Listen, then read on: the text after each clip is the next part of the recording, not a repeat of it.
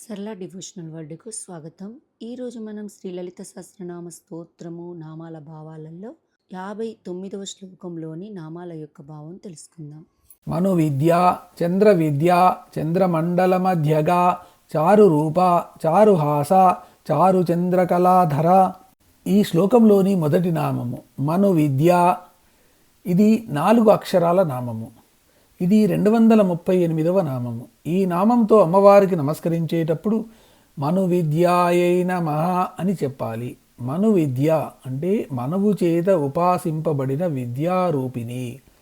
మానవ జాతికి మూల పురుషుడే మనువు.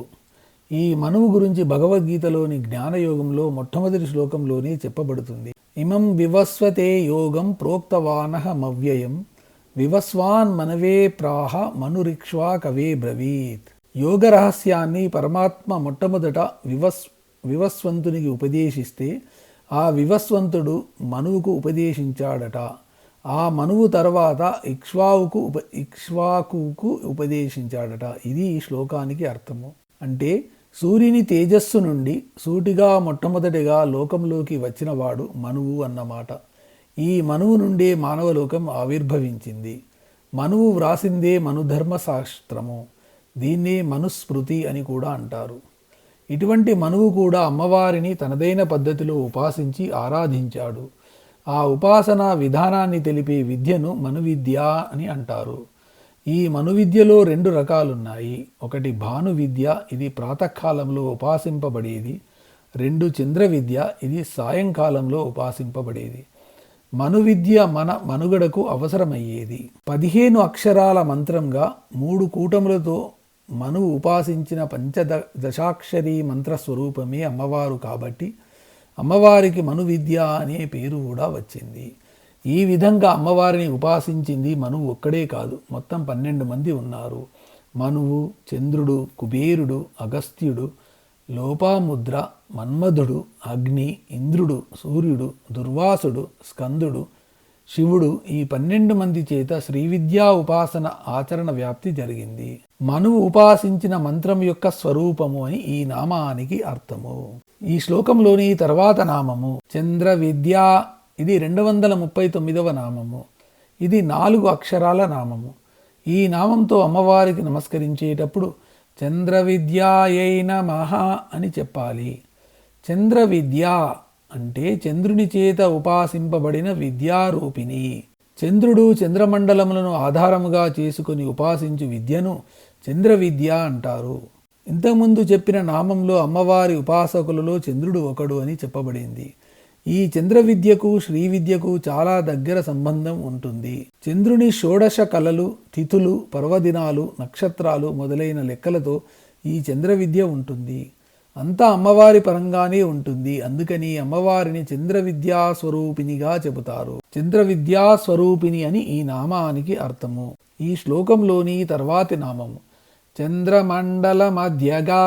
ఇది 240వ నామము. ఇది 8 అక్షరాల నామము. ఈ నామంతో అమ్మవారికి నమస్కరించేటప్పుడు చంద్రమండల మధ్యగాయై నమః అని చెప్పాలి. చంద్ర అంటే చంద్ర సంబంధమైన, మండల అంటే మండలమునందు, మధ్యగా నుండునది. ప్రతి వ్యక్తిలోనూ సోమకందము అని ఒకటి ఉంటుంది. దీన్ని ఆంగ్లంలో పినియల్ గ్లాండ్ అని అంటారు. ఈ గ్రంథి సరిగా లేకపోతే హృదయ స్పందన సరిగా ఉండదు.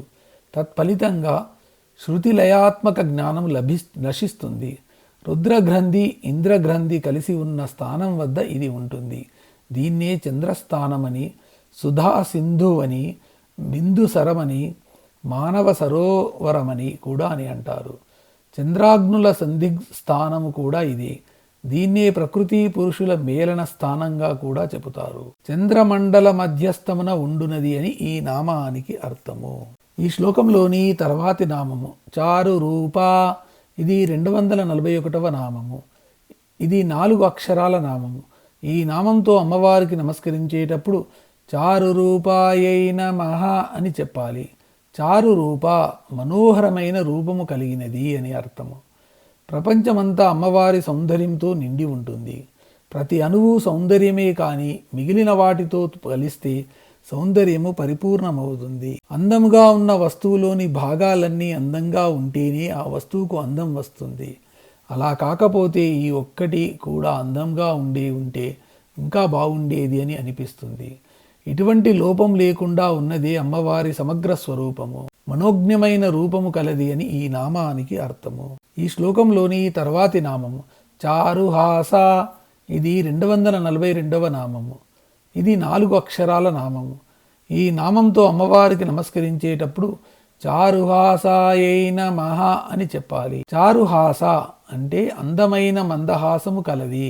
అమ్మవారి తేజస్సు సూర్యుని ప్రకాశంగాను, సాన్నిధ్యము చంద్రుని వికాసంగాను ఉంటాయి. చంద్రుని వికాసానికి కారణం వెన్నెలే. అమ్మవారి ముఖం నిండు శరతూర్ణిమా బింబము. అసలు చంద్రుడే అందంగా ఆహ్లాదకరంగా ఉంటాడు. ఆ చంద్రుడు నవ్వితే ఇంకా ఎంత అందంగా ఆహ్లాదకరంగా ఉంటుందో అలాంటి అందమైన చంద్రుని ఆహ్లాదకరమైన నవ్వును కలిగి ఉండే అమ్మవారి హాసము అతి మనోహరంగా ఉంటుంది. ఈ నవ్వులో స్వచ్ఛత, పవిత్రత, ప్రసన్నత ప్రకృష్టంగా ఉంటాయి కాబట్టే చారుహాస అనే నామము చెల్లింది అమ్మవారికి. మూకుడు అనే మూగ కవి అమ్మవారి అనుగ్రహంతో అమ్మవారి ఈ మందహాసము మీద మందస్మిత అనే శతకం ఆశువుగా చెప్పాడు. మూక పంచశ్రుతిలోని 5వ భాగమే ఈ శతకము. అమ్మవారి మందహాసాన్ని ధ్యానం చేసిన వారికి ప్రాపంచిక పరమార్థిక సుఖాలు రెండూ దక్కుతాయి అంటే అమ్మవారి ఈ మధుర హాస ధ్యానము భోగమోక్షప్రదము అన్నమాట.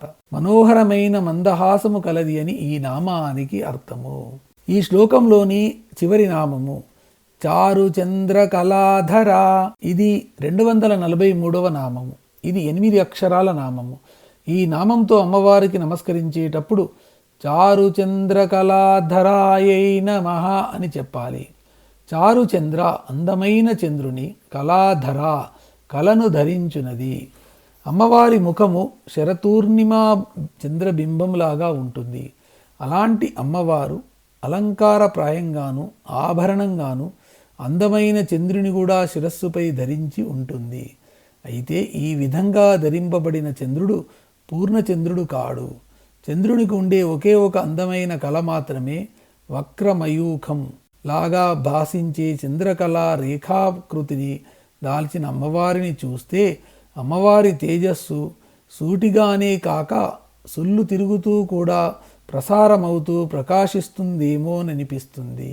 అయితే ఏ పక్షపరంగా చూసినా పక్షపాతము లేకుండా సమరూపాన్ని సమతేజస్సును కలిగి ఉండే అష్టమి తిథికి చెందిన కళాకృతిని మకుటాలంకారంగా ధరిస్తుందని శ్రీ విద్యా సంప్రదాయ రహస్యార్థము. అందమైన అర్ధచంద్రకళను మకుటాలంకారంగా ధరించినది అని ఈ నామానికి అర్థము.